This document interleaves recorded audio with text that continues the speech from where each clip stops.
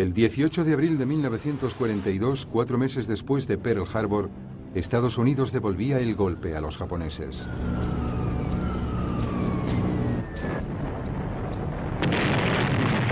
Bombarderos norteamericanos volando bajo sobre Tokio lanzaron bombas sobre la ciudad, cerca del Palacio Imperial. Otras incursiones aéreas bombardearon Yokohama, Kobe y Nagoya. Estos ataques, autorizados por el propio presidente Roosevelt, fueron extremadamente temerarios. Los bombarderos norteamericanos Mitchell B-25 no habían sido diseñados para despegar desde los portaaviones. A duras penas conseguían moverse y despegar pesadamente de la cubierta del portaaviones USS Hornet, situado a 1127 kilómetros de distancia de la capital japonesa.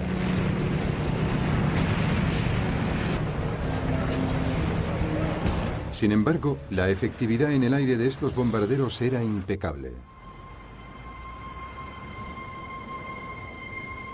Los ataques aéreos norteamericanos causaron grandes destrozos en Japón. Tras sus éxitos arrolladores de los últimos 4 meses, los japoneses nunca hubiesen esperado un ataque de ese calibre en su propio país.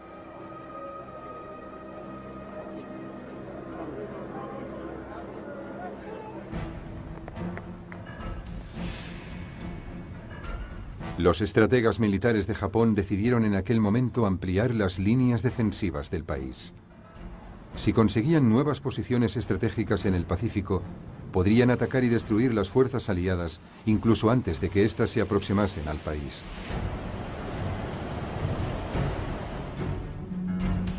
Japón controlaba Hong Kong, la península de Malasia y las islas Filipinas.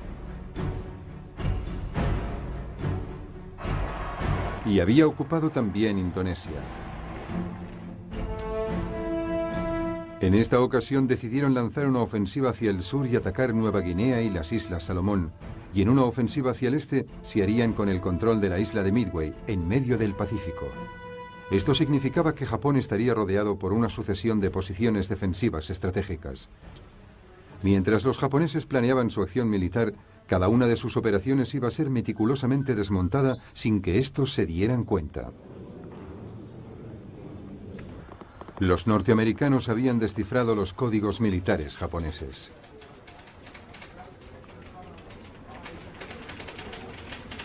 En la primavera de 1942, el equipo de desciframiento de códigos de la Armada norteamericana en Hawái había conseguido leer tantos mensajes secretos que podía proporcionar una información detallada de los planes japoneses.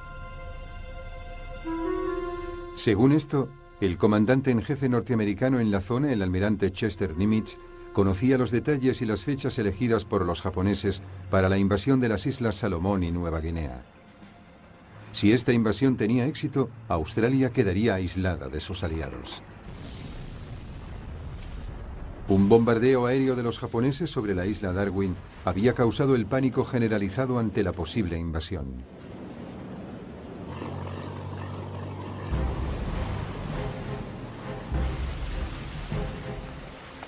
A principios de mayo de 1942 fue lanzado el plan japonés de ampliar su perímetro defensivo.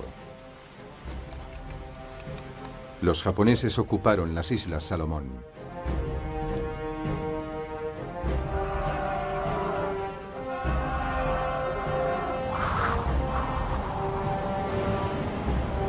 Dos días después, los portaaviones japoneses entraban en el Mar del Coral y se preparaban para el principal asalto a Nueva Guinea.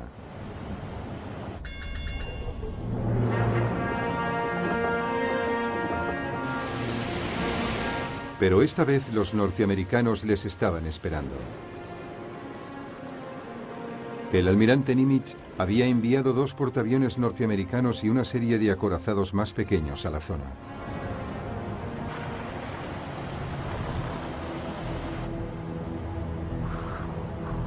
Durante 2 días, las flotas rivales se buscaron la una a la otra.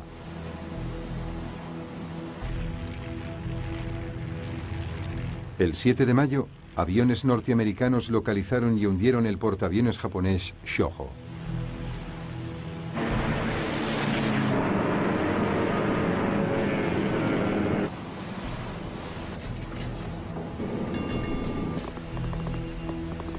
La batalla del Mar del Coral había empezado.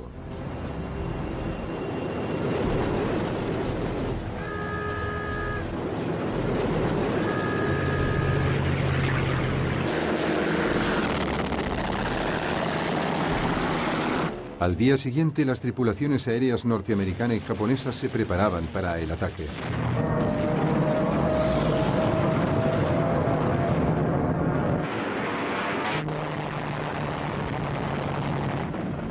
Al principio, el portaaviones norteamericano Yorktown consiguió evitar los torpedos japoneses.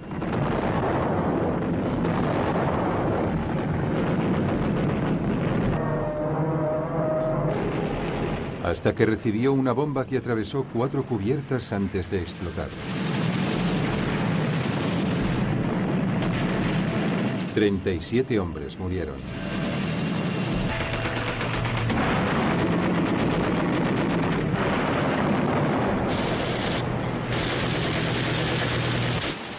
El Lexington, otro portaaviones norteamericano más grande y menos maniobrable, también recibió varias bombas y 2 torpedos.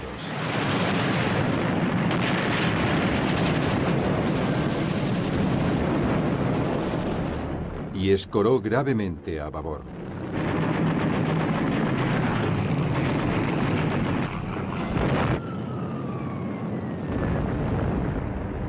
Al mismo tiempo, los norteamericanos respondieron atacando al portaaviones japonés Shokaku.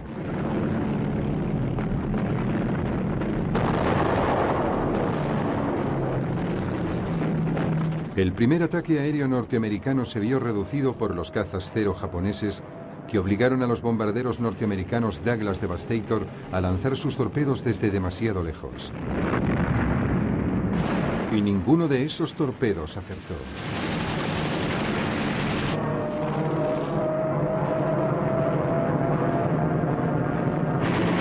Una segunda oleada de bombarderos en picado norteamericanos dio en el blanco.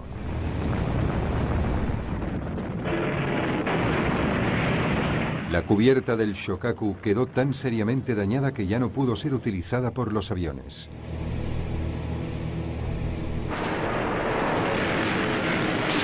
Dos días después, ambas fuerzas se retiraban.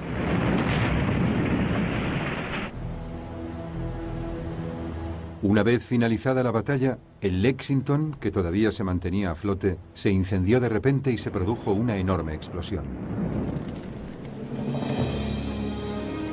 La causa del incendio había sido la pérdida de combustible de un avión al sobrevolar la zona.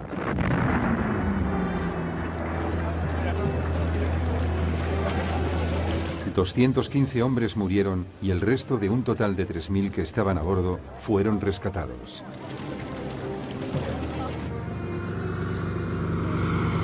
Aquella misma tarde, un torpedo norteamericano hundió definitivamente el casco del Lexington, que todavía ardía.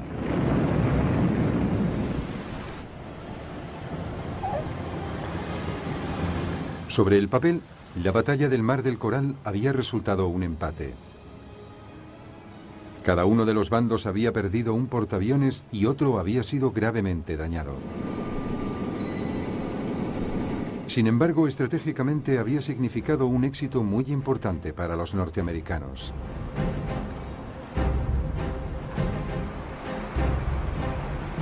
Estos habían impedido que los japoneses ocupasen más territorio, evitando que Japón continuara con sus planes de aislar a Australia.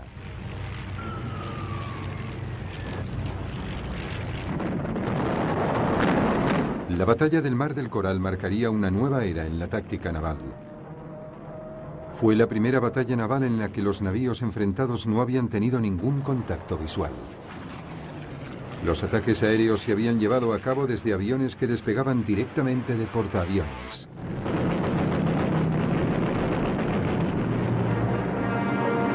Muy pronto se vería claramente qué bando había conseguido adaptarse mejor a esta nueva ofensiva naval.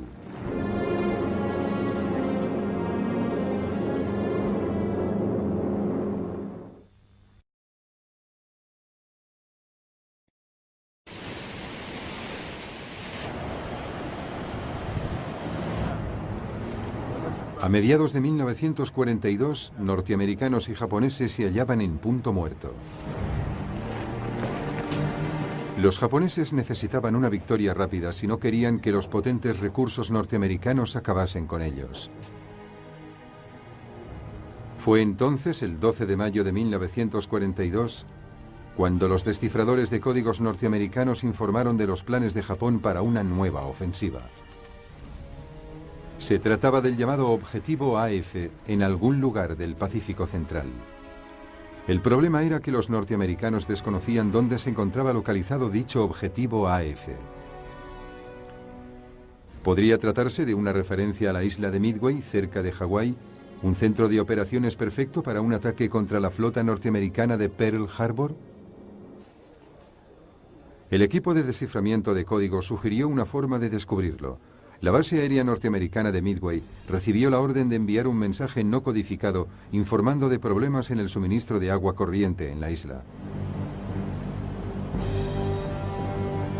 Casi inmediatamente los descifradores de códigos interceptaron una señal japonesa que hacía alusión al objetivo AF, que estaba sufriendo problemas de abastecimiento de agua corriente.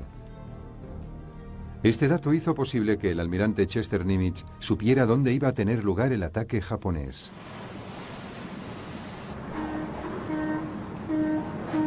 Como de costumbre, el plan japonés era complejo. Consistía en el llamado ataque de distracción en las Islas Aleutianas, en el Pacífico Norte, que serviría para desplazar hasta allí a una parte de la flota norteamericana. Y mientras esto pasaba, Midway sería tomada por una fuerza de ocupación japonesa. La reacción norteamericana sería rápida. Se verían obligados a utilizar la fuerza de los portaaviones para retomar la isla. Y en ese momento serían aniquilados por una gran presencia militar naval japonesa que incluiría 4 grandes portaaviones. Se trataba del segundo intento japonés de acabar con la armada norteamericana en el Pacífico en un mismo año.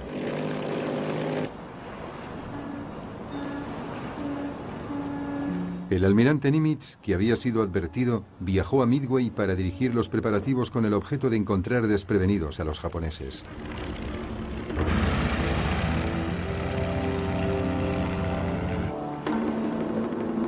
Fue unos días más tarde cuando las fuerzas japonesas lanzaron el esperado ataque de distracción sobre las Islas Aleutianas. Pero el almirante Nimitz no respondió.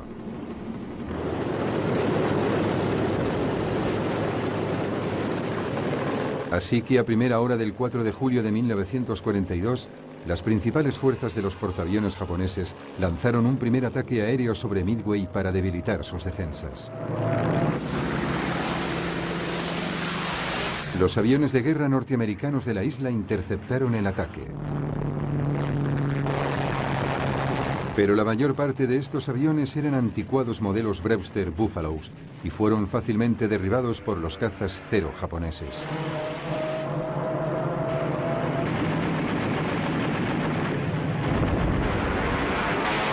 Sin embargo, las defensas de Midway habían resistido y el ataque japonés había sido reducido.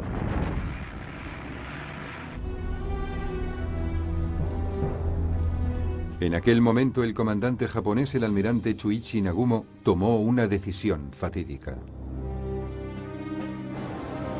Había mantenido algunos de sus aviones en reserva, cargados con municiones específicamente diseñadas para atacar navíos, por si la flota norteamericana era descubierta. El almirante Nagumo ordenó que esta reserva cambiara su cargamento de torpedos y bombas antiblindaje y recargara bombas de alto poder explosivo y de fragmentación para un segundo ataque aéreo sobre Midway. Este cambio implicaba que los aviones llevaran una carga equivocada en el caso de tener que enfrentarse a la Armada norteamericana. Un riesgo que Nagumo estaba dispuesto a correr. Mientras se procedía a recargar los aviones, recibió noticias desconcertantes. Se había detectado una fuerza naval norteamericana. ¿Podría tratarse de la fuerza de portaaviones norteamericana o simplemente de navíos más pequeños y menos importantes? Nagumo se enfrentaba a un dilema. ¿Debía proseguir con su ataque a Midway o debía cambiar de nuevo la carga de los bombarderos para enfrentarse a los navíos norteamericanos?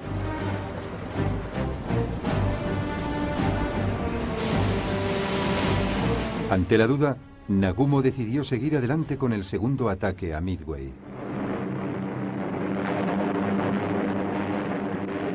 Su decisión se basaba en confiar que cuando los bombarderos regresaran del ataque, todavía tendría tiempo para recargarlos y hacer frente a los navíos norteamericanos. Y mientras Nagumo evaluaba ventajas y desventajas, los portaaviones japoneses fueron atacados por bombarderos de gran altura norteamericanos. Todos los cazas Cero disponibles habían despegado de urgencia antes de que los bombarderos norteamericanos fuesen repelidos.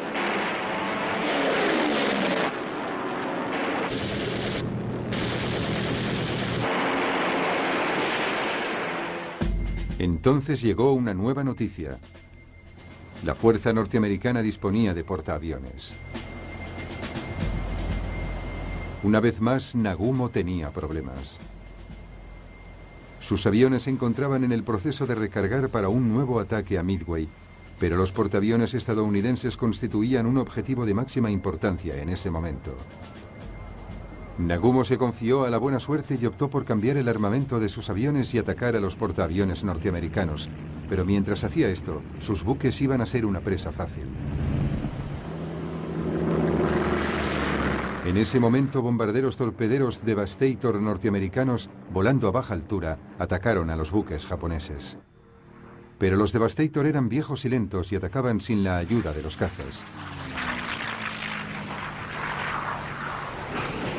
Así que a medida que se aproximaban a la poderosa flota japonesa, eran rápidamente derribados.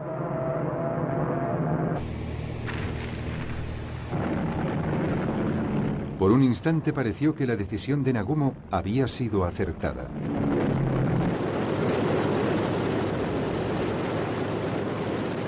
Pero entonces, justo cuando sus bombarderos habían sido recargados y estaban a punto para enfrentarse a los portaaviones norteamericanos, se produjo una catástrofe.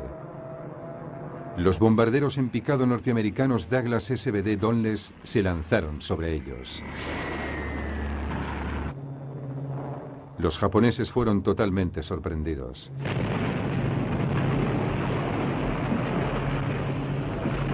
Nagumo había tentado a la suerte en demasiadas ocasiones y esta vez se encontraba en manos de las fuerzas estadounidenses. En menos de 5 minutos, los bombarderos en picado norteamericanos habían convertido en despojos humeantes 3 de los más grandes portaaviones japoneses. En poco tiempo, todos ellos acabarían hundidos. Un cuarto portaaviones, el Hiryu, había sido ocultado por una tempestad de lluvia y se preparaba para un contraataque desesperado.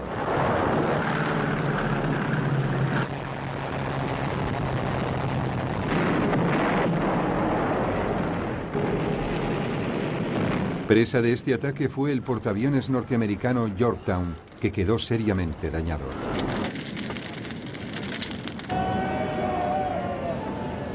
El Yorktown se hundiría unos días más tarde.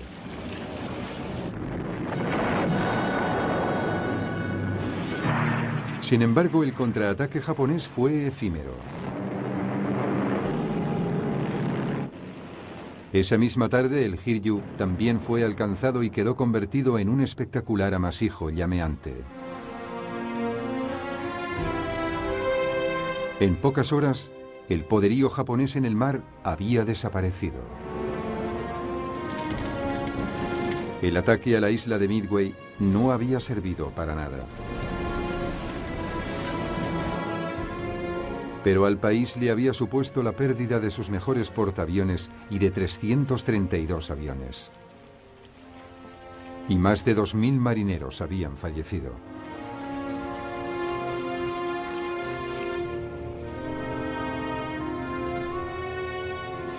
Estados Unidos reinaba ahora en el mar. A pesar de ello, Japón todavía mantenía su preeminencia en tierra y constituía una fuerza poderosa y amenazadora en el cielo. En los meses siguientes intentaría sacar el máximo provecho de estas ventajas.